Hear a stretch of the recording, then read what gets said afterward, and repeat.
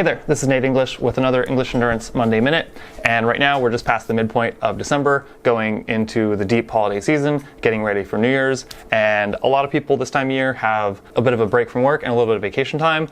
A lot of people might be traveling. Hopefully fewer people are traveling this year with COVID and our desire to collectively address the challenges we face with that illness.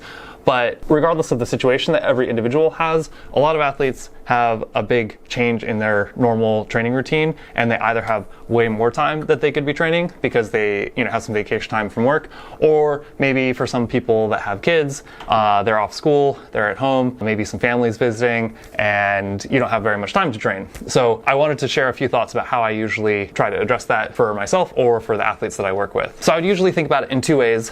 One, if you have extra time to train, that's great. You can go into the holiday season and use that free time to load up on volume, maybe do an extra little bit of strength work, do some more time at tempo or low threshold intensities, and just build up a lot of training stress to work on your endurance, your strength, and your aerobic fitness. And then after the holidays, when you get back to your normal work routine, you can probably take it easy for a week or two, recover, and then get back into your regular routine. But if you have a week or two that's pretty open, go ahead and have fun training, put in some more time if that's something that you're into, and then just plan to get enough recovery after that, proportionate to however much training you got.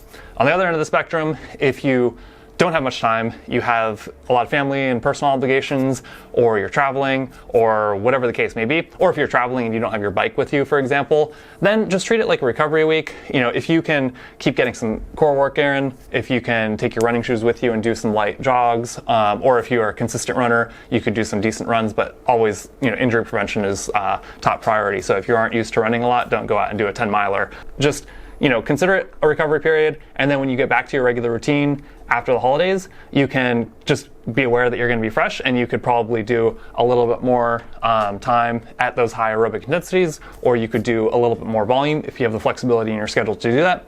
But either way, the holidays can be a totally fine time to get in some good training, or if you're constrained, don't worry about it. Just be as consistent as you can, and when you get back to your regular routine, just get back into your training and don't think about it too much. Just immediately get back into the routine that you can rely on that moves your fitness forward.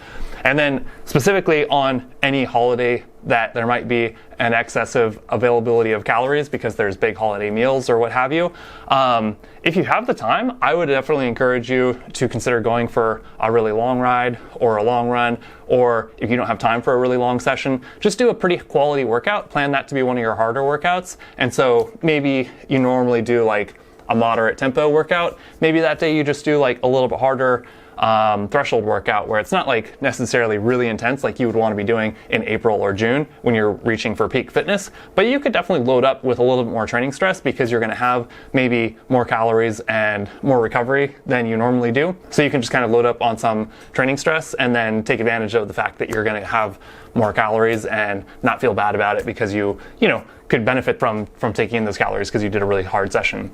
And that's about it. Just train opportunistically. If you have a lot of free time, go ahead and get in a little bit more training volume. Most of us can benefit from that, and it's going to help our fitness down the line. If you can't get in much training time, don't stress about it. Just get back into your routine as soon as you can when you get home or when you get past the holidays, and it'll be good. Don't stress over having a little bit of disruption in your normal training cycle. If you are doing it consistently well, 95% of the time, the 5% of the time where things are a little bit crazy is not going to really matter. It's just that you have a process in place that you're iterating and engaging in very consistently over long periods of time that helps drive our fitness forward. So that's it. Have a good holiday season and a good New Year, and I'll see you in the next video. Bye.